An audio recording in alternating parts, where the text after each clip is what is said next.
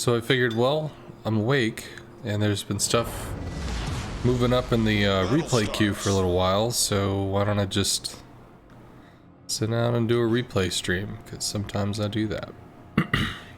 Cool. So this is Bortt in the Atago. I think he was having an issue with a with the CV in this one, so we'll definitely have to see what's going on.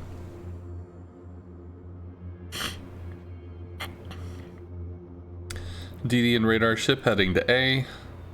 Turpit's AFK, sad times. Salmon looking to head mid for potentially a sub brawl. Just to say, Salmon heading mid is not a good choice here, because the enemy CV could simply, if he finds the Salmon, sit on top of him, drop a fight or whatever, force the Salmon below the water to hide, in which case the Salmon has no information. Now, there could certainly be team information. You know, he could ask his teammates, hey, is it clear? What's going on? Where are the enemy ships? But you would expect that to be more in a voice chat situation as opposed to asking a bunch of random people to type you a book. So this can be a little sus because he has no support against planes, and he has no AA, so he can't drive them off. So it's either sit on the surface or sit at maximum depth. There's really no in between when you're just being threatened by planes. Weird to talk about an Atago, and here I'm talking about subs. But he's capping B, which is cool. Gets into B faster than they do. We can already see that the Chkalov is moving up, which means it is very likely that the Chkalov is going to take an island position and start to blitz. So this is actually a huge threat. If this shows up here or something, you can just fling planes, fling planes, fling planes. That could be really oppressive. So in this particular instance, you may not want to keep pushing into this because you can see how close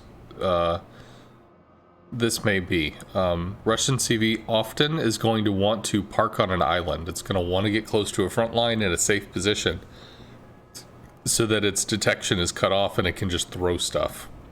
And if you don't have a sufficient amount of AA, you may not be able to bully those planes back off. So at this point, you are pushing into an entrenched position. And it may actually be worth either swinging wide to cause the position to have to take some time to get to you, or fall back and maybe work more closely with the Massachusetts Lexington.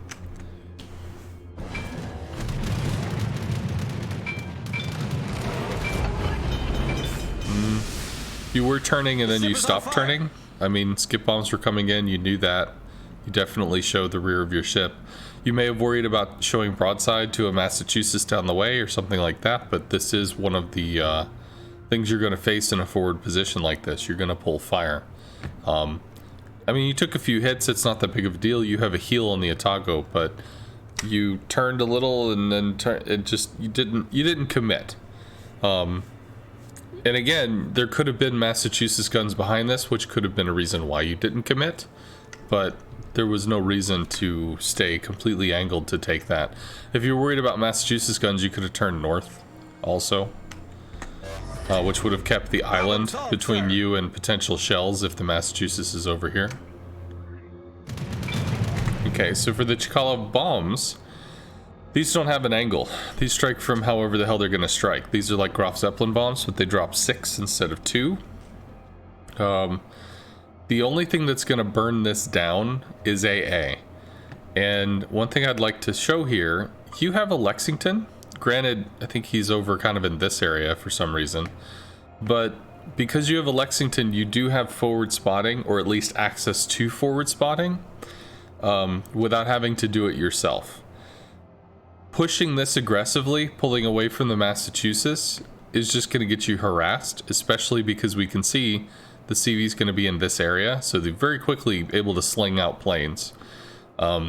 You really might want to fall back and be able to be more in formation with the Massachusetts if you're going to push this. Good news is you see a destroyer. I don't think we see the sub yet, but subs are not a huge threat anyway. They can be threatening, they're not a huge threat. So if you pulled back with the Massachusetts and had a coordinated push, it would be a cruiser and a mass against a mass and a CV. So coordinated AA is going to help against the CV, and the two of you can work on the mass together. Basically, you're isolating a little. You're 6-some kilometers away from Massachusetts, which means you literally have no help. So you're just going to eat damage for free.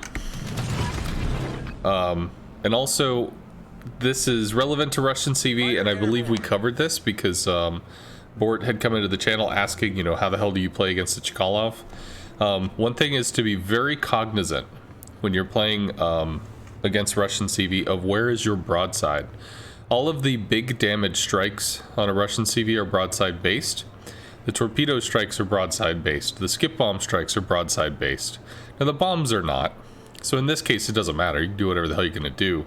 But where your broadside is where the enemy has access to your health. Which is the same in terms of surface ships. Surface ships have more static positions. Planes obviously don't. So it's not about, you know, just being sufficiently... Well, hell, I'm nose into the CV.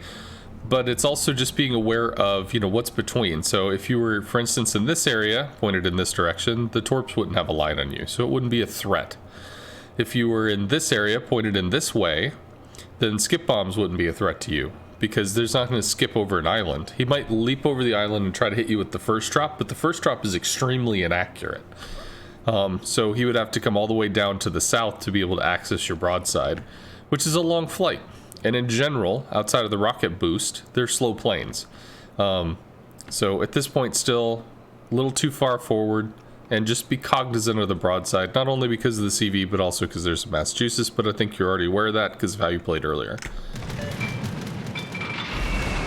I do like how you tried to pull back to kite out a little bit. Now, one thing to note, the friendly CV did drop you a fighter. But unless this fighter has enhanced reactions, and maybe it does, the fighter needs to be about a grid square to a grid square and a half away from you. Basically, the fighter needs interception time to be able to latch and then begin to shoot at the enemy planes before they get on top of you. And having a fighter this close does not give them enough time to have that interaction. This fighter could instead be here, which would block in an intake path. So the CV would have to fly around there. It'd have to, oh, fuck fighters, and then try to find a line that it could go on. Now there might be mass shells coming in over that.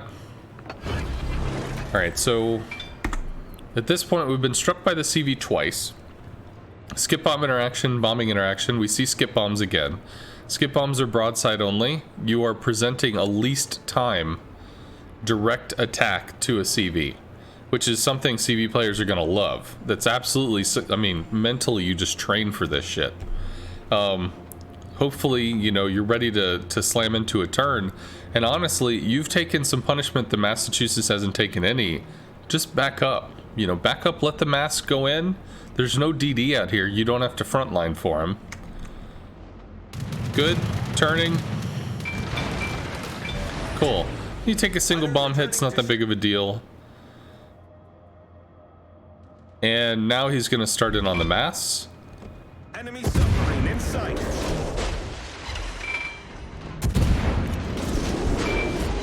Okay, so we do see an enemy sub. Sub's depth time might get burned down along with your sub's depth time might get burned down. Sadly, you're losing in the north, which is rough. So that would definitely lead to wanting an accelerated pacing here. But your battleship was AFK. The Tirpitz was not around for a while. And I guess this was 2v4. Yeah, because you have so many in the south. Which, to be fair, you've been pushing aggressively, which is not a bad idea. Why? Because the north has been falling and you have to push. But one thing that's always worth remembering is when you are taking real estate, when you are taking, you're losing health. So if you're going to push aggressively like that, you're taking CV strikes. I guess you could just look at it as the price of doing business. But realistically, I still think falling back a little and kind of merging up with the Massachusetts was the better play. It just sucks that A utterly collapsed, but I mean, you do what you can do.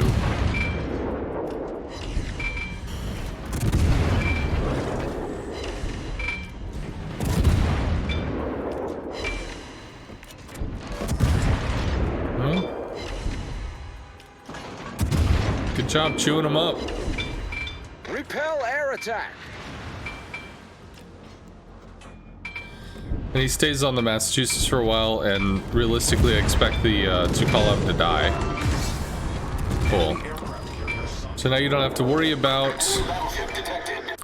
Now you don't have to worry about, what the hell is this? Hey. Wow. This is bizarre. Your two subs decided, fuck it, and just like left each other. That sucks. Your Lexington's gonna get clawed down. He's already getting his ass kicked. Trying to deal with double cruiser. This is a really rough situation. Hopefully you can stay safe, but at least you know they're not shooting you, because they're gonna be shooting the CV, of course.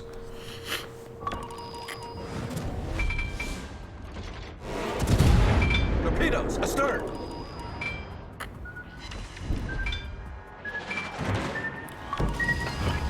Cool. Problem solved, sir.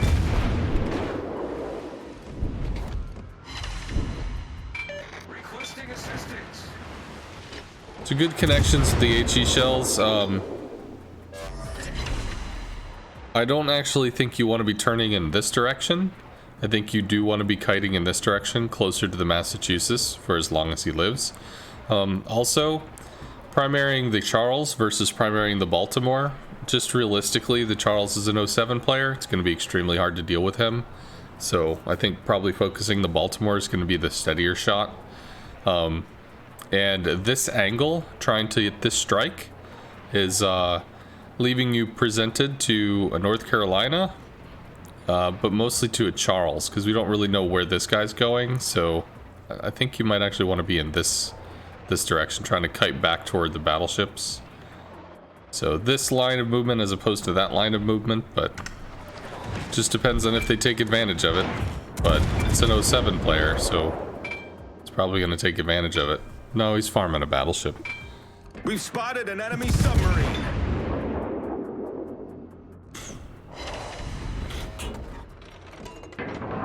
Yeah, Balti is a easier target. Less wiggly. Not an 07 player. Is he Ram? Enemy destroyer sighted. Interesting play.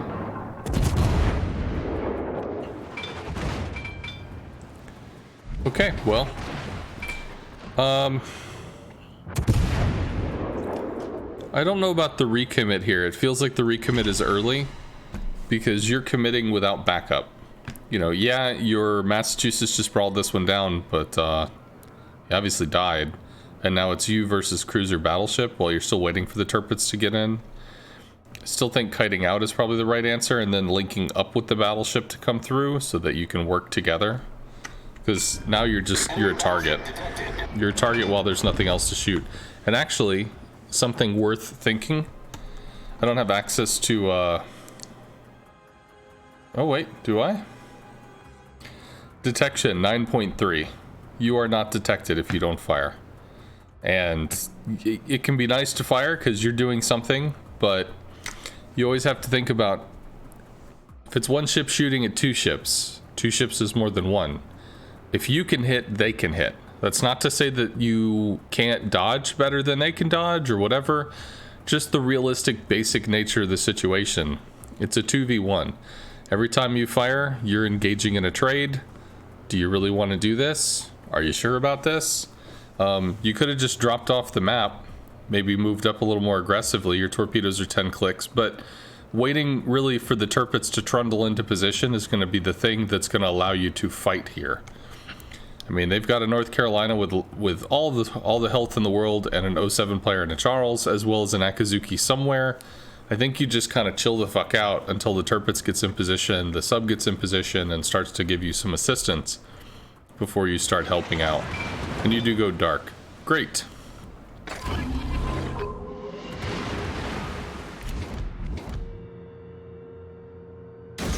I like the torps.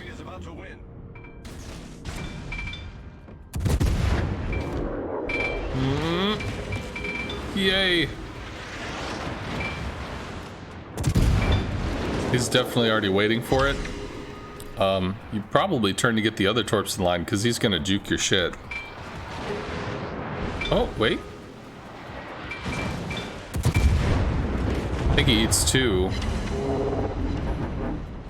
Nope, just 1. Sad times. And the Tirpitz isn't even there. The Tirpitz bailed off. He's trying to fuck with the cruiser. So that's sad times. But I think the reason for this was it was a question: how do you deal with the enemy CV? How do you deal with the Choklov? There was some skip bombs here that you didn't commit to a turn. You could have committed north if you wanted to keep the island between you and the Massachusetts. Down in the south, the bombs are going to hit from any angle. It's not about what you could have done, because any angle you're going to get struck. It's about what your AA is. And in general, if bombs strike in Massachusetts, half of the bombs die before he can drop because they have no health.